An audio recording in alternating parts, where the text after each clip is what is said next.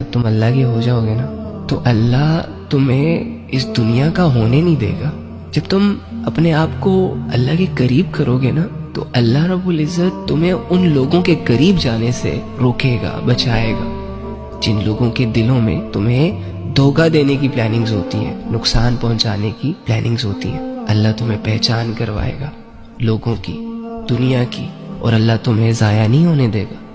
تمہاری زندگی کے ایک ایک لمحے کی حفاظت کرے گا تمہارا رب. بس تم نے کیا کرنا ہے؟ ایک مضبوط سا ارادہ کرنا ہے اپنے اللہ کی طرف. وہ پہلا قدم کوشش کا، محبت کا بڑھانا ہے، اٹھانا ہے، اور اپنے دلوں کو ایسے پاک کرے نا کہ جس کے بعد اللہ یہ فیصلہ کر لے کہ اس لڑکی کو، اس لڑکے کو اب میں نے اپنے قریب کرنا ہے، اور یہ آرڈر جاری کر دے کہ فلاں لڑکی کے دل میں، فلاں لڑکے کے دل میں جو میرے لیے کوششیں کر رہی ہے یا کر رہا ہے، اس کے دل میں میری محبت ڈال دو. اور جب تمہارے دل